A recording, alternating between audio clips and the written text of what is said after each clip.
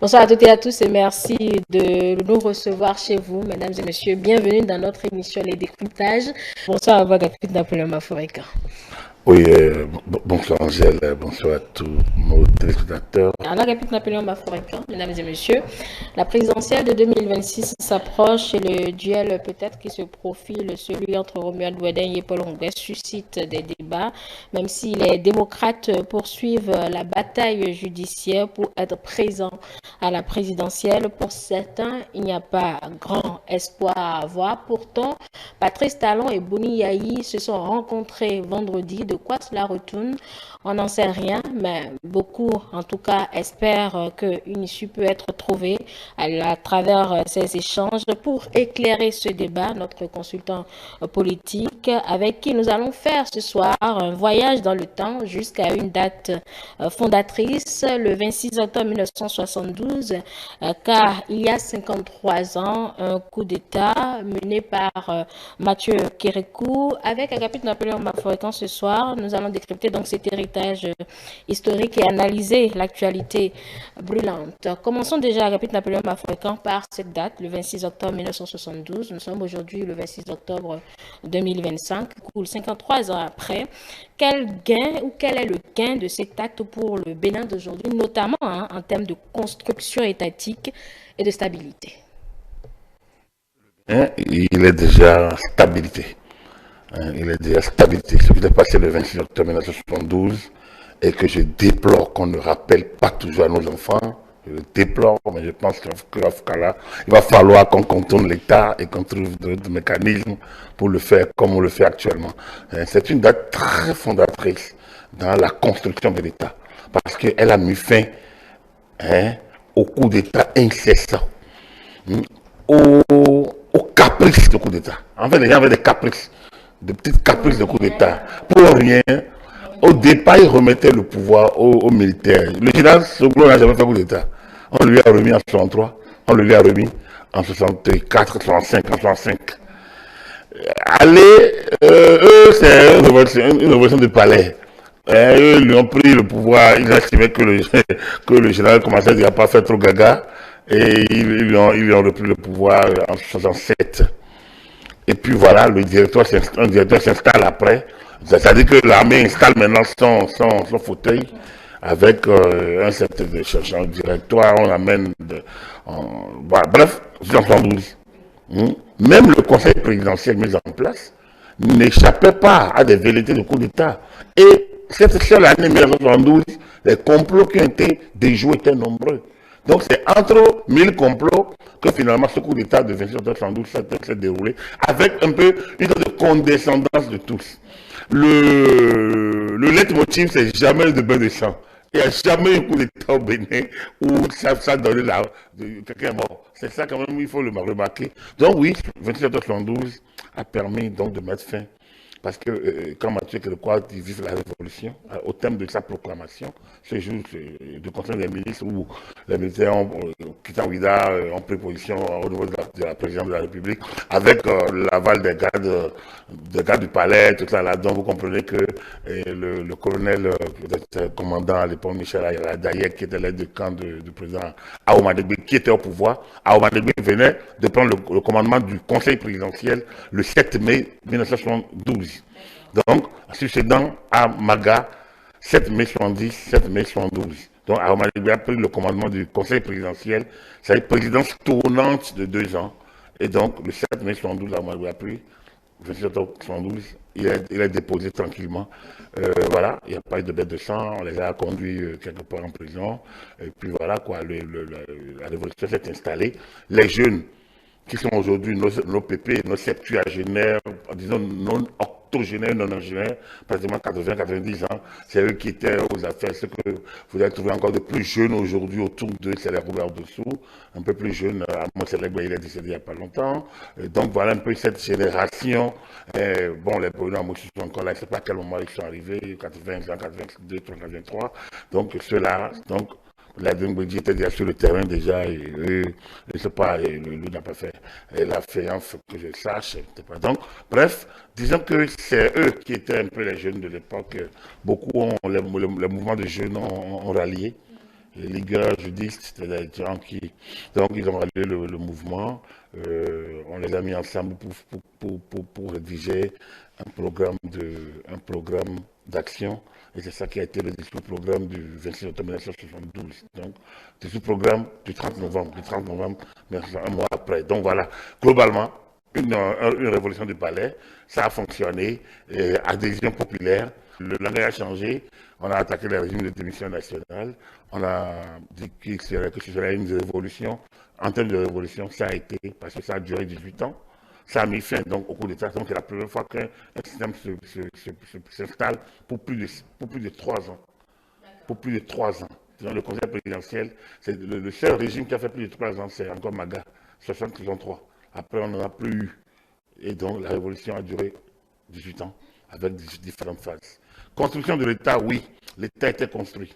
L'État était construit, l'État unitaire, l'État centralisé. Finalement, avec le penchant marxiste-léniniste en 1974, qui a induit de grands changements en 1975.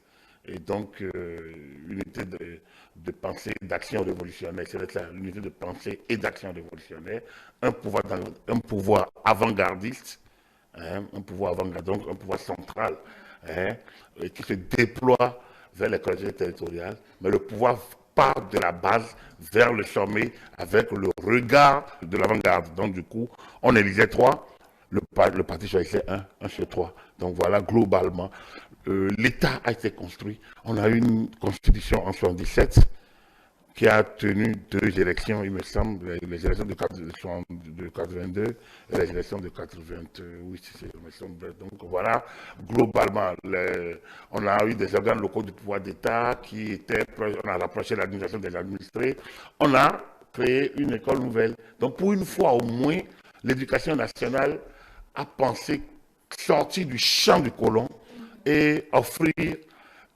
aux citoyens une éducation qui allie la production nationale à l'acquisition de connaissances. C'est dommage, on ne l'a pas suffisamment évalué. Comme on n'a même pas évalué la révolution, c'est peut-être ça que je déplore, moi. Mais si on n'a pas pu évaluer justement à 53 ans après la défaite de Napoléon Bonaparte, quels sont les jusqu'à nos jours aujourd'hui? Étoile rouge, la place de l'étoile rouge, par exemple, qui est quand même bien située. Je salue les différents gouvernements qui se sont succédés et qui lui donnent certainement son aura. C'est une place très importante qui est un peu au centre de Cotonou. De l'étoile rouge, vous pouvez aller n'importe où dans la ville de Cotonou. N'importe où, vous pouvez quitter Cotonou, vous pouvez vous orienter. Il y a les 4 points cardinaux, comme on le dit, étoile rouge est au centre. Ça, on peut le dire. Mais ça, c'est pour les vestiges. Du point de vue concret, je pense que les éléments centraux de la révolution ont disparu parce que l'élite de l'époque a disparu avec la fin du système. Et donc, il n'y a pas d'héritage. Et je le déplore par ailleurs. Il y a eu très peu d'écrits là-dessus. Même les témoins ont très peu écrit. Philippe Akpo, colonel, qui était motard, qui conduisait char, a fini par écrire un petit texte. Mais on n'a pas eu d'écrits, on n'a pas eu de grands témoignages. Et c'est quand même dommage. Parce que c'était une époque douloureuse. Non, ce n'était pas si douloureux. La révolution n'était pas. Le 2772 n'était pas douloureux. Il n'y a pas eu de sang. Mais après, dans la conduite d'un système de parti unique, quand même sur 18 ans, c'est normal qu'il y ait quelques déviances qui ont peut-être battu certains en vie. Mais, du point de vue global, le système s'est bien tenu. On peut dire, aujourd'hui, quand on parle de gabégie, il y a eu une mauvaise gestion, c'est vrai. Mais qui était responsable? On aurait dû évaluer. Mathieu Crépeau estime que c'était les cadres. Aujourd'hui, quand on voit ce qui se passe, la lutte contre la corruption, la criette, et pourtant, les gens continuent de voler, mais vous ne voyez pas. Donc, on peut comprendre le Mathieu Crépeau. Donc, il n'y a pas eu une appropriation citoyenne alors qu'il y avait une sorte d'émulation. À un moment donné, c'est qu'on a tué la Conférence nationale, les difficultés du régime lui-même, de 82 à 88, 89, la Conférence nationale, je pense, ont tué le système. Et la Conférence nationale était le procès du PAPB. Ah, mais quand on dit PAPB, c'est le Parti de la Révolution populaire du Bénin, créé en 1975. Mais quand on parle de 72-90, on parle du régime du PAPB. Mais c'est pas ce groupe avait un vilain plaisir, un malin plaisir à parler de régime militaro-marxiste. Non, c'était pas si militaro-marxiste que ça. C'était un régime marxiste ou marxisant. Oui, les militaires, bon, enfin, les militaires font partie du corps. S'il y a des journalistes dedans, s'il y a eu il y a eu des instituteurs, on ne dit pas régime des instituteurs, on ne dit pas ça. Et pourtant, il y avait, au fait, c'était qui? C'était les militaires, c'était quelques professeurs de collège, c'était quelques instituteurs. Globalement, c'est eux qui ont constitué l'ossature. Et après, vous avez quelques recadres, ceux qui étaient de la jeunesse, il me semble, de la jeunesse du Dahomey, si je ne me trompe. Et voilà, donc... voilà, on n'a pas fait on a raté de faire, d'écrire l'histoire et de laisser un héritage du PAPB. Et on bâtit le présent sur le passé.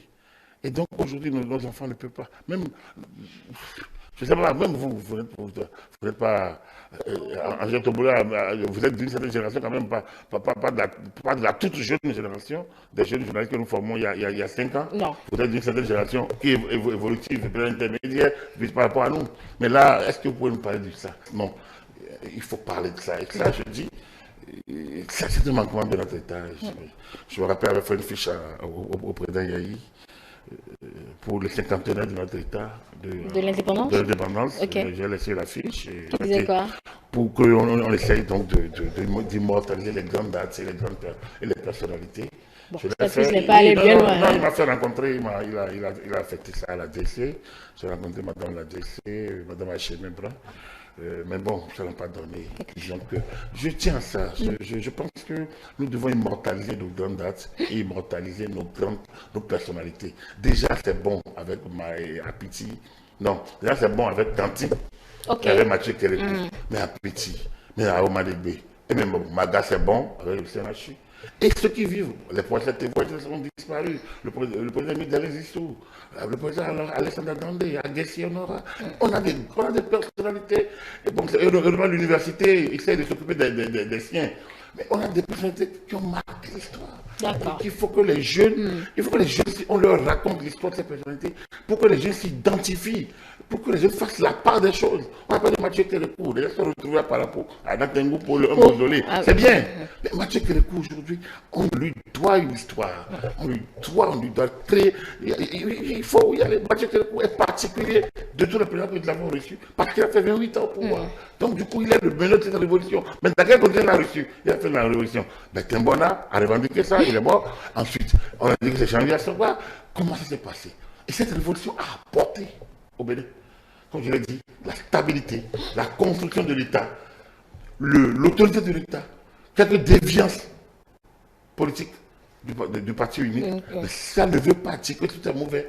Et aujourd'hui encore, on se questionne, est-ce que le régime, le système partisan aujourd'hui, n'est-il pas celui d'un centralisme?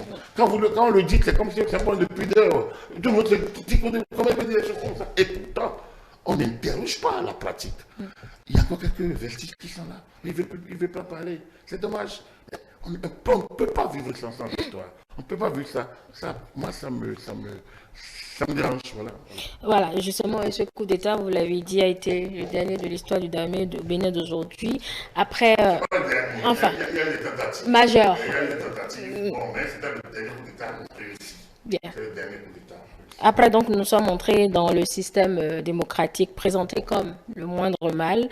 Avec les exigences de ce système, l'opposition d'aujourd'hui, Agapit Napoléon Mafoikan, semble quelque peu perdue. Depuis 2020, il y a toujours un souci à la participation du Parti les démocrates aux élections, faisant ou laissant croire une sorte de volonté manifeste du pouvoir en place de les écarter de tout. Aujourd'hui, la participation de ce parti à la présidentielle est pratiquement en ballottage puisque ça se joue dans les cours des tribunaux et également à la Cour constitutionnelle. Face à cette situation, sur le plateau de l'entretien, nous avons reçu un membre du Parti Union Progressiste Le Renouveau. Nous avons entendu d'autres acteurs de la majorité qui ne se réjouissent pas forcément de ce qui arrive aux démocrates, mais imputent cela à la mauvaise organisation.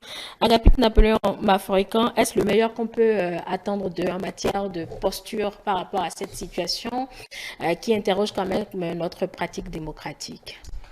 Je voudrais peut-être finir sur le PPP, sur la révolution, en disant que, ouais, Wilfried Ngwedi a écrit un petit livre, ainsi parlait, ou bien ainsi parle Patrice Talon.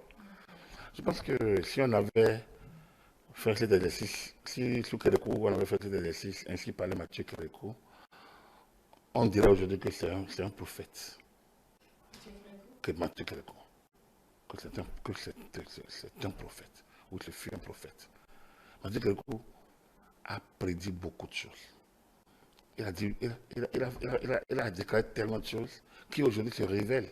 Moi, je suis jeune par rapport à, lui, et par rapport à cette période. J'avais 3 ans à l'avènement de la Révolution, 3 ans. Donc, du coup, je ne peux pas, à l'avènement de 1972. Donc, du coup, je n'ai pas vécu. Ben, j'ai grandi, j'ai fait l'école nouvelle à partir de 77. Alors, il disait beaucoup de choses. Par exemple, la démocratie. Il dit, mais la démocratie, c'est bien, mais est-ce que nous sommes suffisamment mûrs? Est-ce que nous pouvons gérer les divergences? C'est bien, mais le régionalisme, est-ce qu'on peut le submerger? Et aujourd'hui, on ne l'a peut-être pas vaincu, mais nous vivons ensemble. Alors, c'est qu'un élément lié au parti. Le parti va nous diviser. On va laisser l'essentiel et là, chacun va commencer par lutter pour le pouvoir. Il a dit. Dans sa manière, je ne le cite pas, je paraphrase. Vous venez de peindre un tableau, mais qui n'est pas qu'en 2020. Depuis le renouveau démocratique, nous n'avons fait aucune élection qui n'a laissé des traces. Et les seules années où ça puisse fonctionner, c'est 2 ou 3 élections, alors qu'on en a fait un certain nombre. Tout ça parce qu'il y a une sorte de rejet il n'y a pas de fair play, pour exemple. Il n'y a pas de fair play et il n'y a pas de la confiance entre les acteurs. C'est l'heure des grandes manœuvres politiques et déjà, c'est la cacophonie des ambitions. Vous savez qu'il a dit, le président Émile, non, Justin Tometti à Romaligbe, un certain 1er avril 1991, au moment où on installait la première législature de l'Assemblée nationale, il était le doyen d'âge. C'est l'heure des grandes manœuvres politiques. Et déjà, c'est la cacophonie des ambitions. Ancien président de la République, on était en 91. Et je vous fais grâce de ce qui s'est passé de la fin de la conférence nationale jusqu'à ce moment-là. La transition n'a pas été tranquille. Il a fallu, heureusement, avoir un Monseigneur de Sousa. Il a fallu l'ingéniosité des élites cérébrales de la conférence nationale qui ont transformé le Haut Conseil de la République en une co-constitution de transition. Sinon, ça n'allait pas fonctionner. C'est dire quoi? Il n'y a pas de confiance au niveau de la classe politique. Il n'y a pas l'acceptation du jeu politique. La classe, elle n'a jamais accepté le jeu politique. Soglo et Kérékou ne devraient normalement pas être candidats à la succession. On l'a écrit, Kérékou est venu faire du bruit la nuit, on l'a enlevé, mais il y a une sorte de malentendu. Et des gens ont amené Soglo à être candidat, Kérékou est candidat aussi. Et ça s'est cassé. Et 5 ans après, Soglo perd les élections et refuse presque de reconnaître sa défaite. Est-ce qu'il l'a jamais reconnu? Il faut bien qu'il le reconnaisse. Je pense dans son dernier livre, dans son livre, il ne l'a pas vraiment reconnu. Or, reconnaître sa défaite est un acte. Les tentatives pour lui voler les élections à lire le livre. Donc, tentative pour voler. Donc, quand on parle d'aujourd'hui, les jeunes pensent, on pense que quand tu vis les réseaux sociaux, c'est comme si c'était qu'hier que ça a commencé. Non, nous avons traîné, nous traînons des tares qui n'arrivent pas à être gérés. Et l'une des fondamentales, c'est le manque de confiance, un égocentrique débordant, franchement, le moi surabondant, qui empêche qu'on aille à la construction s'il n'y a pas un peu de force. Qu'est-ce qu'on a reproché à Mathieu Kérékou quand il est venu à sa décennie? Oh bordel, ok, vous dites, vous l'avez écrit comme pour moi. Moi, il est têtu. Vous l'avez dosé. Moi, je ne toucherai à rien. Il a fait 10 ans, il a touché, effectivement, à rien. Il a créé les commissions pour la corruption. On fait les rencontres. Personne n'a dit sanctionner. Tout le monde dit, ah, gangrène. Il a dit, les médias, vous voulez, non? Attaquez-moi, si je peux vous faire vendre. Mais moi, je vous regarde. Je vais vous je vais pas vous... Donc, du coup, c'est quoi? On a évolué dans l'irresponsabilité chronique. Sous Soglo, on a tenté de reconstruire l'État. Il n'a pas été compris. Soglo, c'est un incompris. Et il y a eu quelques erreurs. On a ramené toutes les forces politiques qui ont rejeté Kérékou. Ils sont allés là le ramener pour se venger de Soglo. C'est le Bénin ou c'est l'ego? Nous jeunes, on était d'accord. Moi, j'étais dans ce mouvement déjà. Parce que nous étions à l'université, nous, jeunes journalistes, nous étions plus dans l'opinion que dans les faits. Donc, du coup, nous sortions beaucoup d'écrits, même au début de le matin. Donc, on n'aimait pas le méthode Soglo. D'accord. Donc, donne-moi. Donc, de Soglo à Kérékou, on dit Kérékou bordel. Yaïbouni arrive, on dit que ça doit changer. Donc, il faut finir avec ce bordélisme. On a fait 10 ans. Il a d'abord stigmatisé les valeurs éthiques, morales et spirituelles qui nous ont empêchés d'aller. Il a prôné la refondation. Le changement, au premier truc qui est là, ça n'a pas marché. Il faut refonder. Il n'a pas eu le temps de refonder. Il n'a pas eu le courage de refonder. Il faut dire. Patrice Talon arrive alors. Vous comprenez que si vous êtes un homme d'action, c'est là que je réponds à votre question. Bien sûr. Si vous êtes un homme d'action et vous voyez toute cette turpitude, vous agissez. C'est ce que vous voulez dire. Tous ces retards, ces compromissions, vous ne pouvez pas ne pas agir. Et c'est cela que la jeunesse doit comprendre, le mode opératoire de Patrice Talon. Oui, mais agir à quel prix? Non, mais donc, se taire et continuer à être complice de la démission collective, du refus général de voir la vérité, en fait, d'un suicide collectif, de conduire son peuple vers le suicide. C'est cela. C'est ça le principe. C'était si désespérant. Bon, c'est vrai que le tableau que vous payez n'est pas reluisant, mais est-ce que c'était si désespérant? Je ne suis pas... C'était énormément désespérant. D'accord. Au moment où, vous savez, l'engouement avec lequel on a accueilli... Regardez, Boni Yayi est le seul président, je vous dis le seul, parce que Soglo c'est pour la transition, c'est le seul président que toute la classe politique vraiment unie derrière, pratiquement, je dis pratiquement parce que bon, à mener. Je me rappelle encore à 2 jours des élections, du second tour, au moment où la Sénat a réclamé 1 ou 2 jours de plus pour organiser, et Mathieu Kérékou a convoqué le corps électoral pour dimanche. Donc on était vendredi, comment toutes les forces politiques se sont retrouvées précipitamment parce qu'il fallait dire qu'ils soutiennent Boni contre Adrien Mbedji. Le vieux bruscard politicien, Adrien Mbedji, le néophyte, profane carrément en matière politique, Boni Yayi, qui faisait office franchement d'un enfant de cœur, et qu'on disait que ça peut changer, ça doit changer. Tout le monde attend que ce changement arrive. On estimait que Mbedji faisait pas de la, en griffe, je m'excuse beaucoup, de la racaille précédente. Il ne l'est pas, je ne le dis pas, donc je m'excuse, j'emprunte le mot pour montrer la grève. Donc on pense qu'il faisait partie de la racaille des temps passés et qu'il fallait faire venir une personnalité nouvelle, Boni Yayi. Il est arrivé. Son discours, le témoin direct, tout le monde était la société civile. D'accord. La société civile s'est mobilisée, les entrepreneurs à cotiser pour le faire, pour qu'il arrive au pouvoir. Okay. Donc, mais cet engouement s'est rapidement éteint par ces atermoiements, l'incapacité de faire face et surtout une sorte de laisser aller en même temps dans le renouvellement du mandat, donc dans une sorte de politique politicienne, alors que tu es venu pour faire changer les pratiques. Et donc, comprenez que l'ère Talon est la résultante un peu de tout ce méli-mélo, yo-yo, absence d'ambition, absence de volonté, de confiance, compromission sur compromission, refus d'avancer, volonté de suicide collectif. Tout ça a conduit à ce qu'on a eu. Quand Talon arrivait, quand il lui dit, moi, je suis prêt, je me suis préparé, je suis préparé. Il sait ce qu'il fallait faire.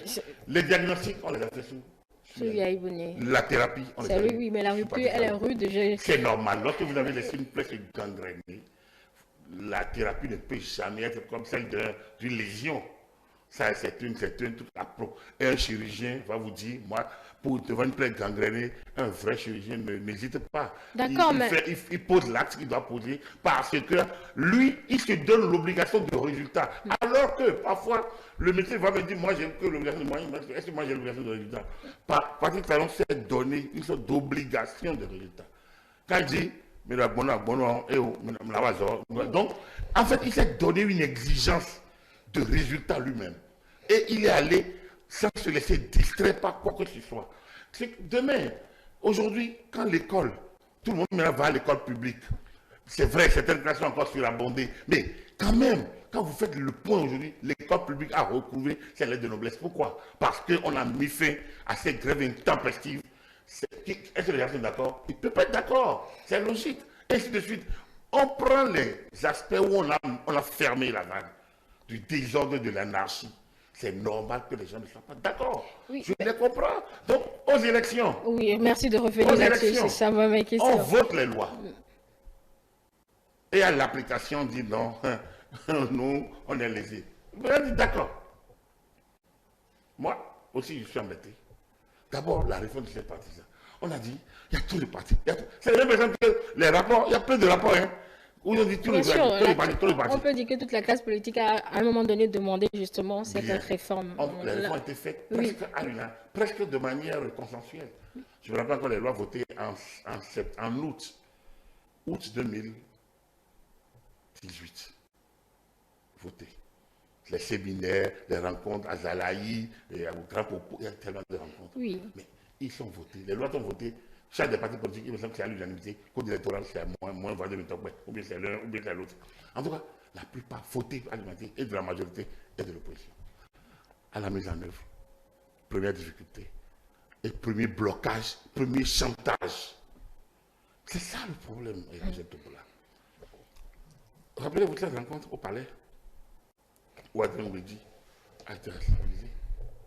Est-ce qu'Adrien Mbedi a fait le travail? Est-ce qu'il a rendu compte? Il n'a pas fait le travail.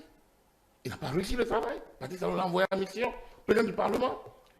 Et toutes les tendances étaient là. Allez vous entendre. Moi, je suis prêt. Tant que je ne pas violer la Constitution. Tant qu'il y a Constitution, moi, je suis prêt. Allez voter les lois qu'il faut pour que, si tout le monde peut aller aux élections, je suis content. Et il a dit que c'est acté. On doit retrouver les bandes. Ils ont commencé. Adrien Mbedi a même demandé la consultation de Prochain Ivor.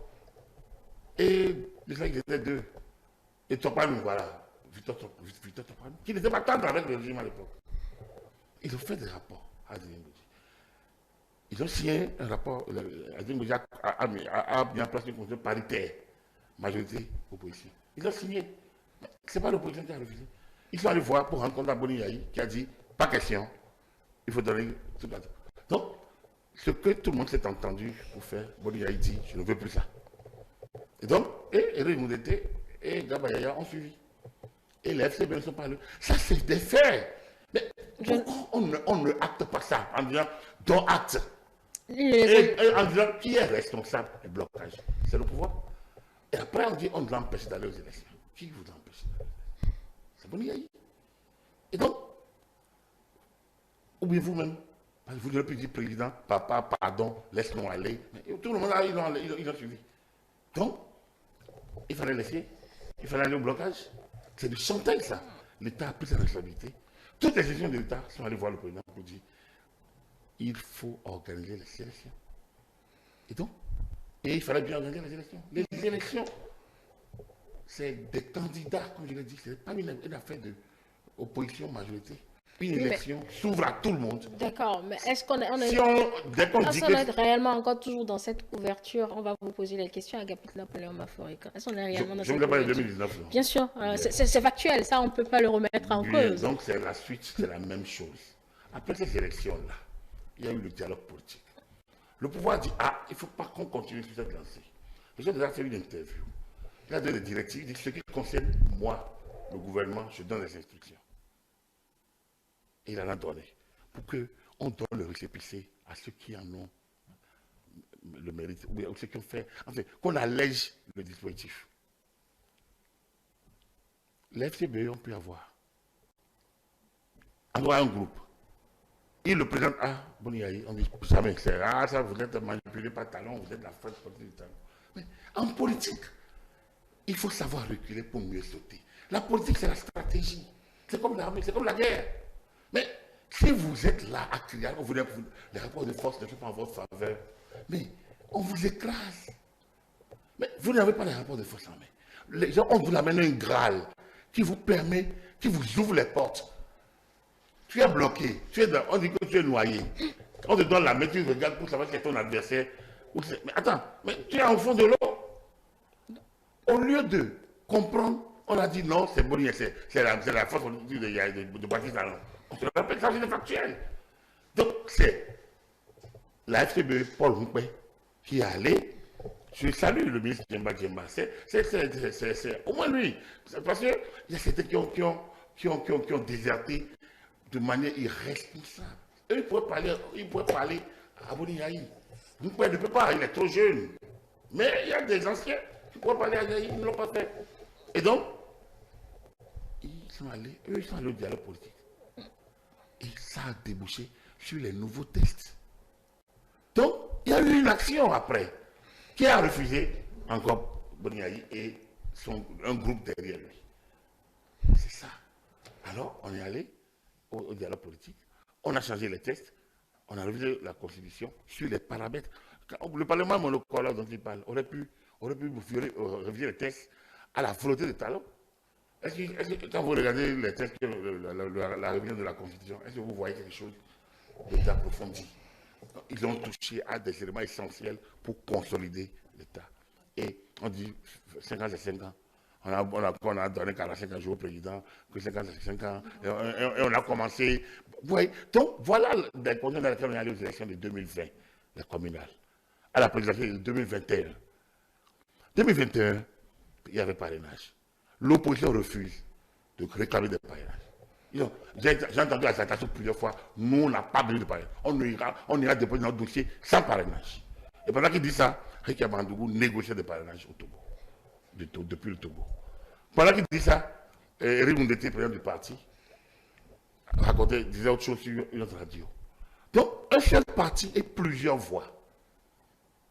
Alors, où est le centre du parti? C'est où le dialogue? Donc, alors qu'on dit, mais demandez les parrainages. Il est né comme ça même, les gens mis même en. Il dit, mais il faut demander, sinon moi je vais demander. Ils demandent du parti. Après, les gens, ils ont refusé donc. Ils se sont retrouvés à la Sénat sans parrainage. Alors que sans parrainage, pas de candidature. Alors, qui s'est fait à la Kiri? C'est le qui arrive, parle de dictature. Donc, voilà, vous avez demandé élection. Je vais vous retracer 2019, 2020, 2021. Vous voulez qu'on parle de 2023? Les législatives. Bon, heureusement, ça, si ce n'est pas que la Cour constitutionnelle a regardé dedans, comme on dit, et a créé un dangereux précédent. Mais comme elle est puissante, personne n'a rien dit. Mais c'était dangereux. Tout le monde était content. Mais ce qui s'est passé en 2023 n'était pas normal, du point de vue du droit. C'est ça aujourd'hui qui nous rattrape. Parce qu'en réalité, le quitus fiscal est un document individuel. On ne peut pas le rendre. Il n'y a pas une faciès de quelqu'un de l'opposition, de la majorité, pour qu'on dise qu'on a rejeté le quitus fiscal. Et les fautes administratives sont réglées par le tribunal administratif. Donc, du coup, les fautes administratives ne sont pas réglées par la Cour constitutionnelle. Et personne, il n'y avait pas de problème de contrôle de constitutionnalité. Quelqu'un qui a besoin de son quitus fiscal aurait dû l'avoir plus tôt. Donc, on a créé toute cette situation. La Cour a regardé dedans. Ils sont allés aux élections. Mais est-ce qu'ils ont remercié la République? Ils ont dit qu'ils devaient avoir 70%. Et la Cour même qui les a aidés, on a dit que cette Cour-là les a enlevé et qu'ils devaient avoir plus de 70. C'est ici qu'on a écouté ça. Donc, c'est vous dire simplement que, en fait, nous avons en face une classe politique qui refuse la réalité, qui veut être dans le braquage systématique. Et le braquage institutionnel, c'est-à-dire systématique, entraînant derrière la meute des populations, des gens qui ne comprennent pas les méandres de toutes ces histoires-là. Comment vous voulez que l'analphabète global, ou le type, le demi-lettré, et ou même celui qui est même lettré, qui a engagé des diplômes sur tricherie, par-ci, par-là, comment vous voulez qu'ils comprennent? comprennent pas le système, comprennent rien du système. Donc, du coup, sur les réseaux sociaux, ça bashing, les gens attaquent, on violente, parce que justement, ils ne comprennent rien au mécanisme. Et le peuple qui comprend manipule le peuple qui ne comprend pas, la masse qui ne comprend pas. Et donc, on a l'impression qu'on est dans un système où chacun a sa lecture du droit. Tout le monde devient juriste, tout le monde devient politiste, tout le monde devient politologue, tout le monde devient spécialiste, analyste politique. Et tout le monde analyse tout. Finalement, même les décisions constitutionnelles sont analysées par des gens dont le rôle était de travailler et qui refusent de travailler, qui s'asseyent du matin au soir pour analyser ce dont ils ne sont pas appelés à faire conclusion. On se demande concrètement qui travaille encore réellement. Donc, voilà le champ dans lequel la situation d'aujourd'hui intervient. La Cour dit elle est incompétente. Elle est incompétente, elle est incompétente. C'est connu, elle a donné des références, mais regardez sur les réseaux sociaux. Oui, est-ce qu'on comprend réellement cette incompétence, même si le français est clair quand même?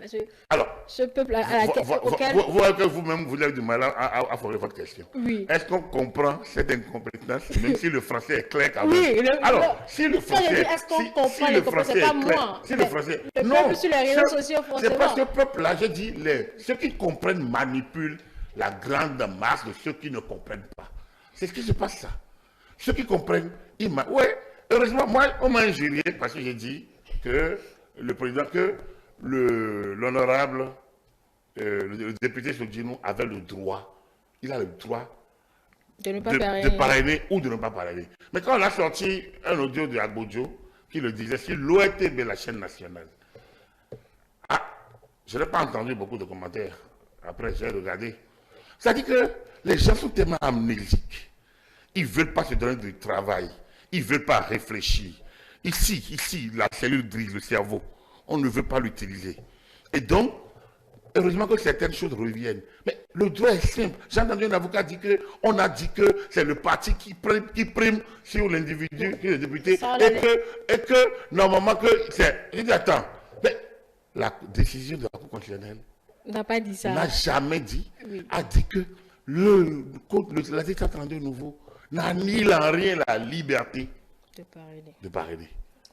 Et ne crée ni une confiscation de pouvoir, ni un mandat impératif. Mais quand on te dit ça, toi juriste, tu fais 2 pas en arrière et tu vas consulter le lexique des termes juridiques pour savoir ce qu'on appelle confiscation de pouvoir et mandat impératif. Et tu lis, tu soulignes, tu surlignes, tu cherches les mots et tu fais quelques analyses grammaticales et quelques analyses logiques. Ça te permet au moins d'avoir une idée et de pouvoir commenter du point de vue technique. J'ai l'impression que les gens se précipitent et refusent de faire une lecture normale. Ils font la lecture, disons, de la manière dont eux souhaitent voir les choses. Non, moi je suis toujours d'accord avec la Cour constitutionnelle, mais j'avoue que cette décision a le mérite d'être claire et elle est cohérente, elle est en cohérence avec tout ce qui est sorti sur le parrainage. Mais ici, ce n'était pas le parrainage. Ici, on est, et c'est là qu'il faudrait que les partis politiques travaillent l'éducation citoyenne. Quand on dit que c'est le contentieux, juge du contentieux, tout le contentieux, il faut définir le contentieux.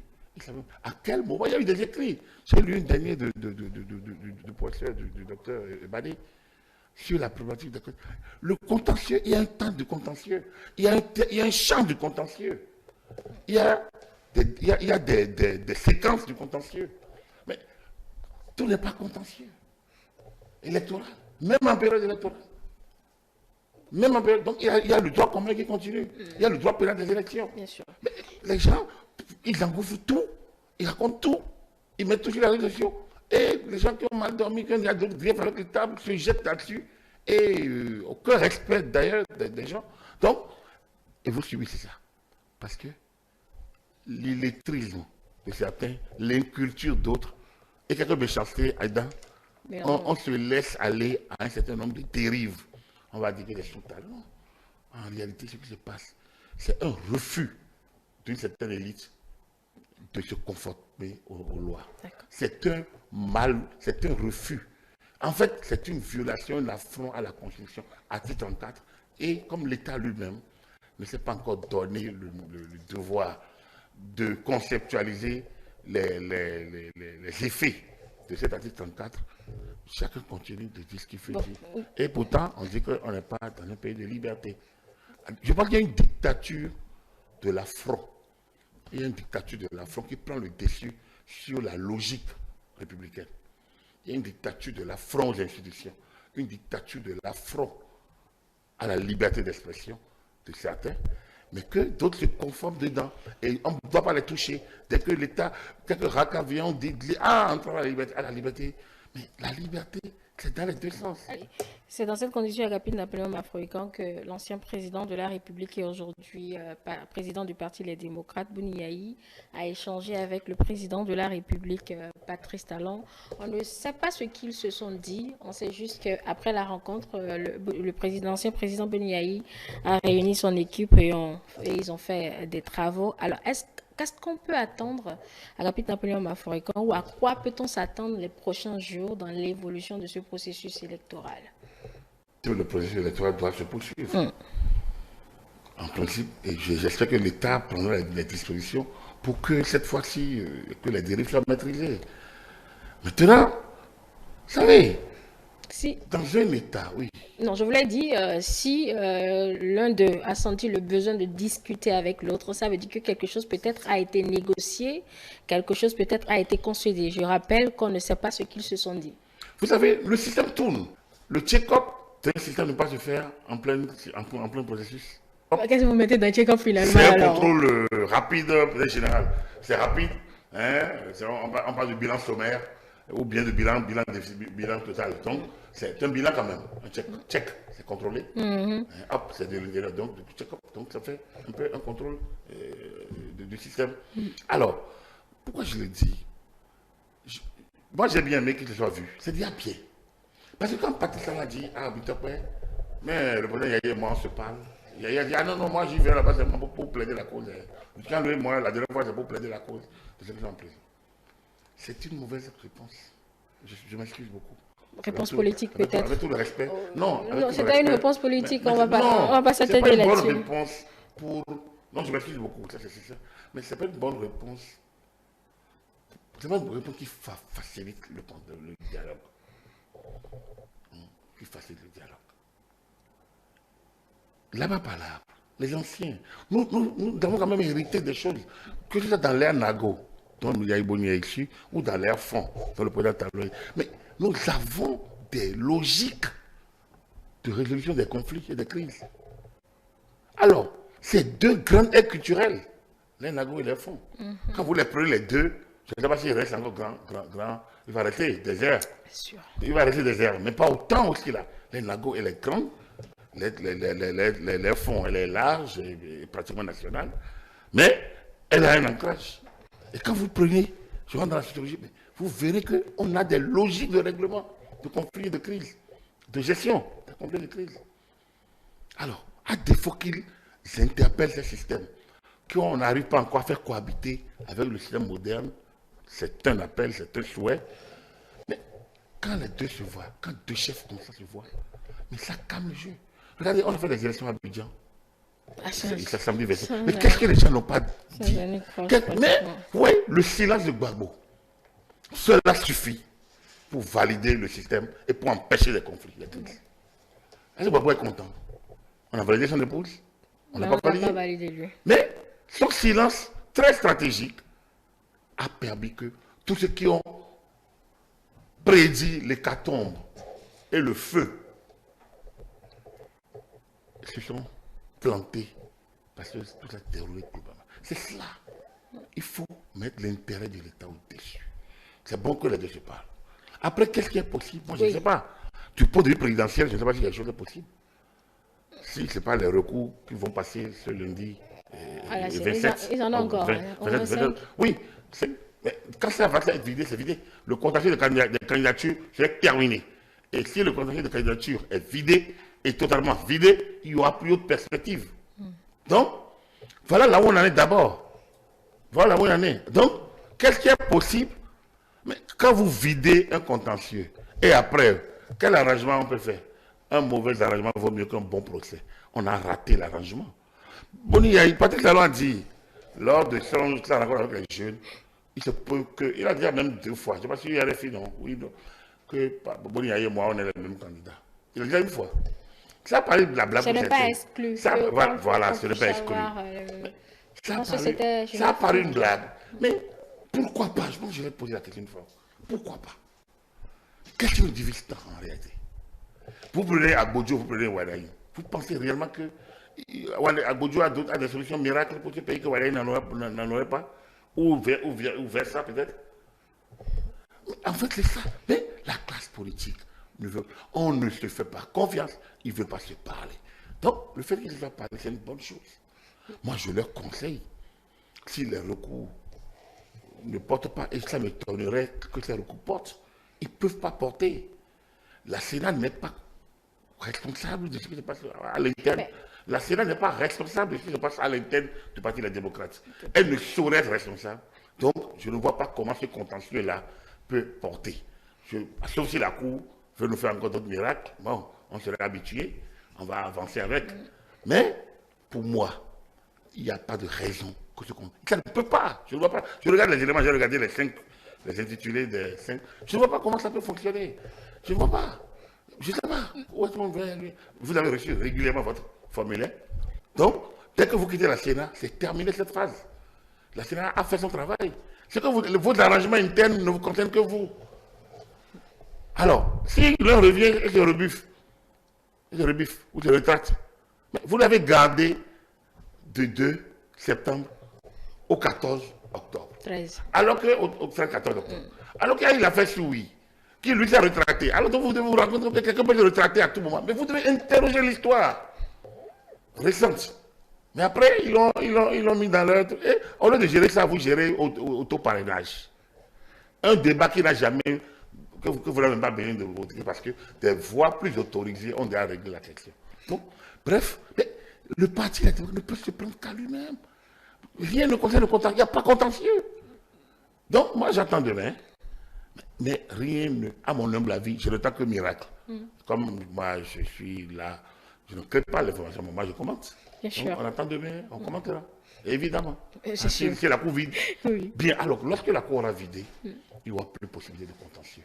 Et si le droit est dit de manière stricto sensu, cela n'a rien à voir.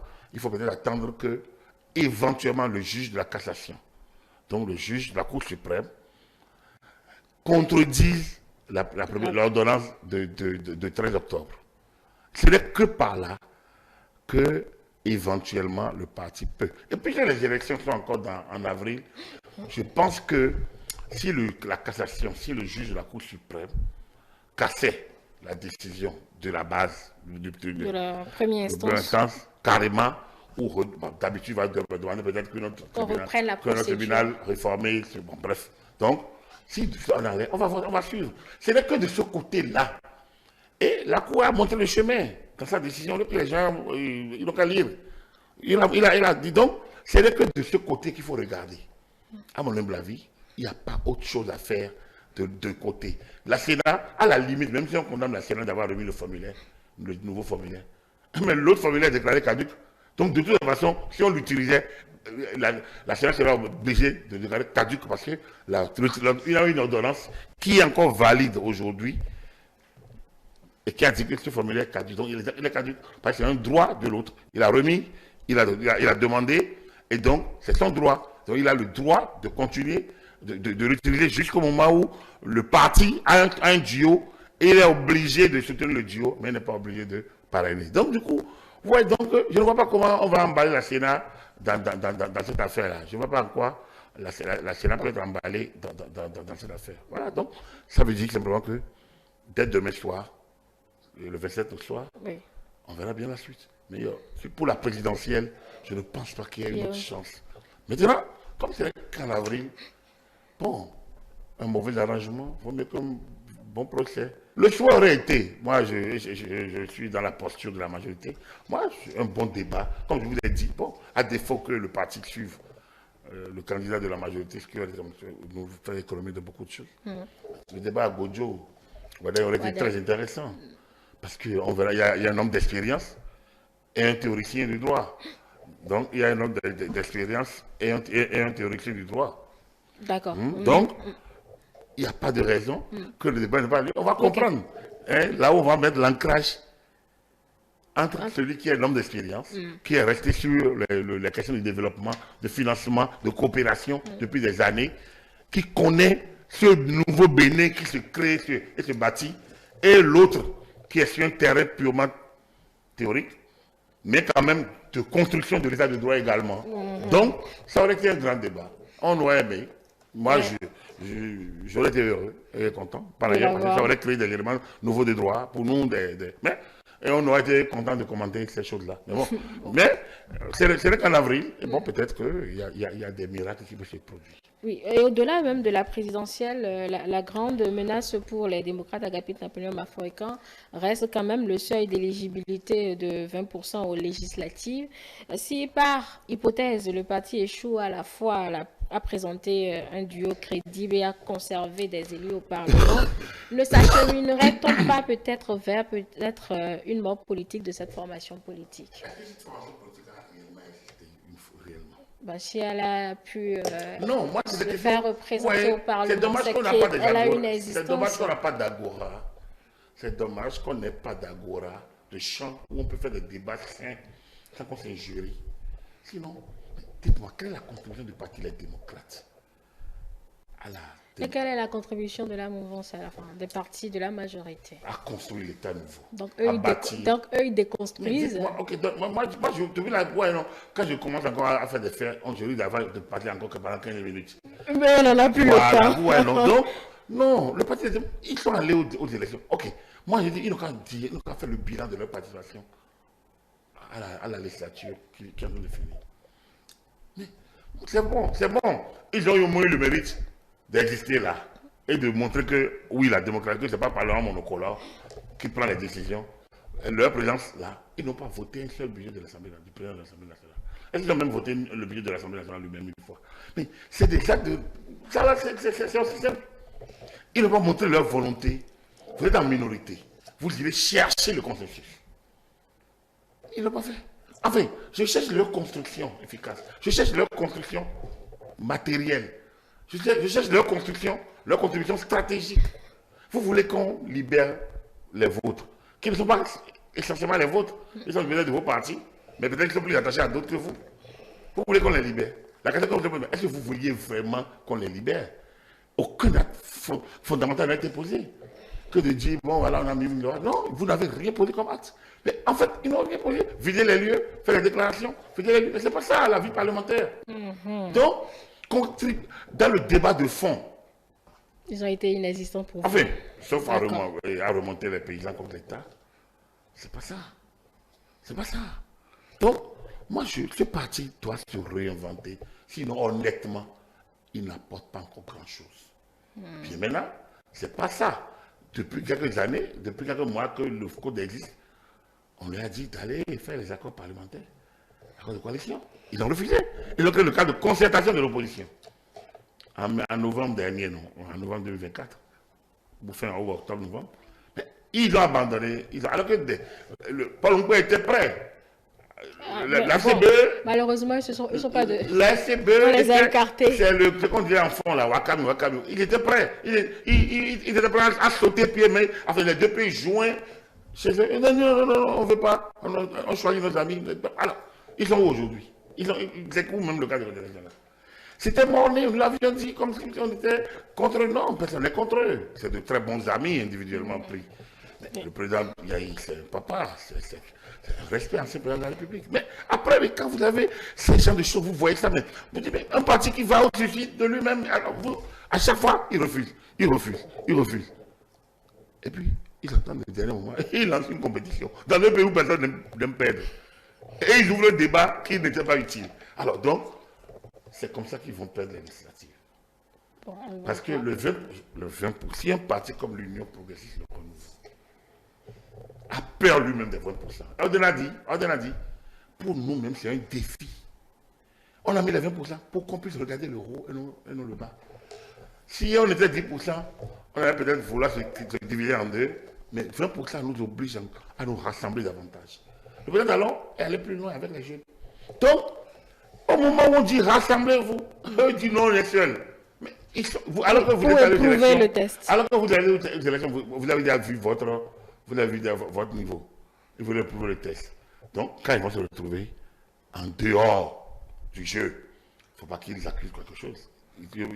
Donc, ils ont éprouvé le test et ils ont vu le test. Bon. Le test n'est pas en cause, mais eux l'ont éprouvé. Peut-être que c'est eux qui ont été incapables de se mettre à la hauteur du test. Le niveau où on est aujourd'hui, je pense que le Parti des démocrates n'a pas encore compris. Ce n'est pas la rhétorique des réseaux sociaux ou les applaudissements des gens qui ne comprennent pas grand-chose au système. Ce n'est pas ça qui crée un État. Un État est plus sérieux. Hein? La boutade de Kérékou à Paul Moutondi, hein? En février 90. Je vous vois venir. Cette boutade, ramenez là aujourd'hui. Les affaires de cohésion nationale, de sécurité sociale, de conseil de l'État ne sont pas des affaires de philosophie. Et pourtant, on a besoin d'un peu de philosophie pour faire l'État. Mais quand il dit ça, c'est qu'on ne peut pas philosopher que pour bâtir l'État. On a besoin de mieux que ça, d'action. D'accord. Et j'ai l'impression que ce parti refuse l'action. Il faut qu'il se reprenne. Moi, je voulais supplier le président Yahi. Et vous finissez là-dessus, Je voulais supplier pour qu'il puisse voir autrement les choses et conduire, tel un bon berger, son troupeau de Parti des démocrates vers des terres meilleures, vers des lendemains meilleurs. Il a là encore la possibilité d'un accord de collaboration, si c'est possible encore. Pourquoi ne pas le faire? Et au Parlement, ils aviseront. Mais ça lui permet au moins de... Ça leur réserve au moins le champ de 10%, à défaut d'aller à l'élection présidentielle. Et puis d'ailleurs, l'élection présidentielle, moi j'estime tout simplement que si c'est Renaud Labaudio qui est le candidat, avec tout son mérite, je pense qu'ils sont tous jeunes, ils peuvent s'entendre. Pour rallier la cause de Wadaï. Ils peuvent s'entendre avec Wadaï, ils sont tous jeunes. Leur économie, enfin, expert comptable, gestionnaire de nos finances depuis 10 ans, lui il est juriste, et pourquoi pas, l'autre jour est développeur, il est un homme politique, bref, je pense qu'ils peuvent s'entendre, pourquoi pas. Donc, à mon humble avis, le champ est encore large, le champ est encore ouvert pour eux. Okay. C'est à eux de choisir d'exister ou de disparaître. Parce que s'ils perdent, c'est qu'il ne peut plus dans les conditions actuelles aller à la présidentielle. Sauf si la cassation donc il ne peut pas aller à la présidentielle à la date du 26 octobre 2025. Est-ce qu'ils peuvent aller au Parlement? Je ne sais pas. Dans le cas sans accord, ce n'est pas possible. Et donc, il va leur rester les assemblées locales, communales. Tant mieux pour eux. Ils vont gagner quelques-uns. Si ça peut leur permettre d'avoir des parrainages pour 2031, c'est tant mieux. Mais s'ils n'arrivent pas à en avoir, c'est qu'ils vont disparaître de la scène. Et il faut une force de l'opposition. Il faut un regard de l'opposition. Hein? Puisque Paul Ombert, on a annoncé qu'ils veulent faire le pouvoir en 2026. Il faut une force de l'opposition. Donc, du coup, je pense qu'ils ont leur champ, mais c'est à eux de trouver le centre. Et ça, c'est le président Yahi qui est le berger. C'est à lui de conduire son troupeau. Les jeunes sont désabusés. Autour de lui, il n'y a plus d'anciens. Il y a quelques-uns. Il y a Tigri. Mais non, les jeunes sont désabusés. Donc, je pense qu'il faudrait vraiment qu'il parle au président Yahi. D'accord. Hein, et que le dialogue que nous avons amorcé avec le président Talon se poursuive. Hein, disons durablement. Et surtout, ait comme logique de réinsérer le Parti des démocrates dans le champ, même si l'élection présidentielle est hypothéquée. Merci à vous, capitaine Napoléon Bafouéka. Ce qui est sûr, on suit l'actualité de cette formation politique concernant sa participation aux élections de très près. On rappelle également que l'enregistrement des déclarations de candidature pour les élections communales, oui, a démarré depuis le vendredi dernier. 24. Oui, et ça finit le mardi le 28. Voilà. Et jusqu'à présent, c'est Yafoy à la Sénat. Donc dès demain, ça va se... Oui, voilà. Mais cela dit, il n'y a pas beaucoup de partis non plus. Donc, oui, mais il y a beaucoup de le nombre, la population de candidatures, elle est quand même suffisamment dense. Bon courage à la Sénat.